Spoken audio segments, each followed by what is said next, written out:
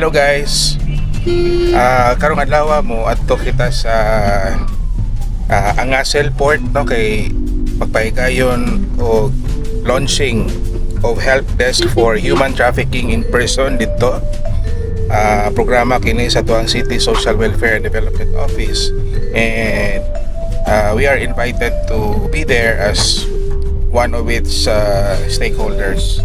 So see you guys at Angasel. Kami malipayon kayo nga usami sa nabutangan og help desk diri sa Angasel. Ay si chairman sa Bausi, daghan kay may problema man kabahin sa ato ang mga kanang di lang sa mga kabataan, sa mga inahan. Unya, wala kami ka-encounter aning trafficking. Nagpasalamat mi nga mitras wa pa mi naka-encounter na ana ang ato ang help desk ibutang sa amo ang barangay.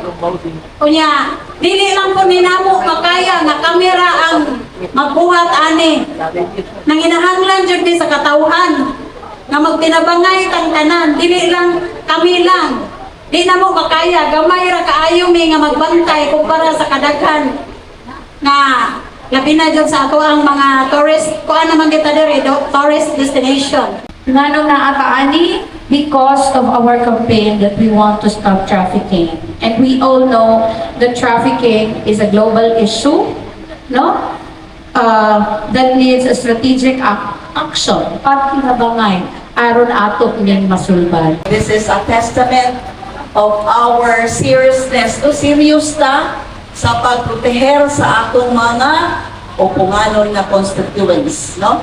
Ang kaning pagbutang sa atong desk diri sa atong Angasel Port o dito sa Picas nga habig sa Santa Rosa Port usa ka paagi nga magprotektar. Ang kaning atong pagbutang karong buntaga sa atong help desk, this is part of our promise nga padayon gihapon nato protektahan ang atong vulnerable sector diri sa atong syudad, especially ang atong women and children.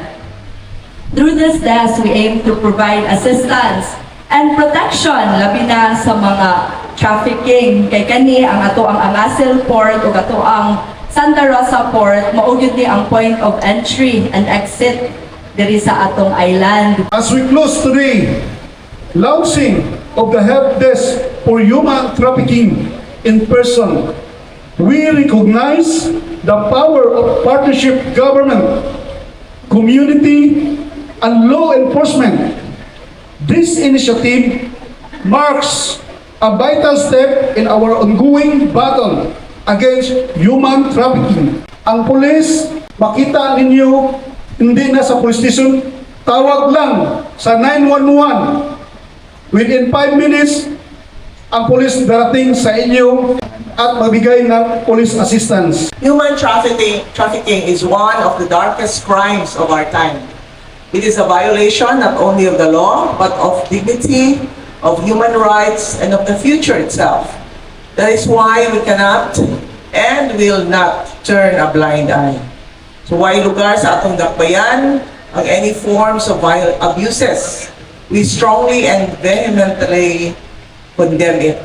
So this is part of our goal in building an inclusive, safe, and loving community. But I have to mention also, no, na di lang ang women ang gi-abuse. Usahay ang mga bana po, no? Gi-abuse po sa ilang asawa, dili lang physically but verbally. Basta po atong mga anak sad, no? Babae o malaki na anak, no? Kaya mga laking anak puno po ka kanang say kulata or uso pa baron ang kanang silhig tukog, no? Unya katupag yun dapat tong lola, no, na hapit lungsan ang iyang apo. Abot ingon sa sila, badlungon po ko itong apuha, grabe dyan kayo. But I don't think any excuse can be acceptable at itong iyang pagsuway o lumos sa iyang tugaling ng apo. Iba makaingon mo ba, sus, mas pidangga ang apo kaysa anak. Wapa ko ka ba kasuway anak, hapit na.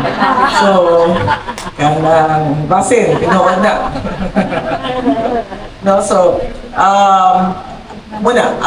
let's all be inclusive. Let's not just concentrate on the women and children or young girls, but mo gyud na prone for abuse, no? Ang mga asawa o ang mga anak na babae.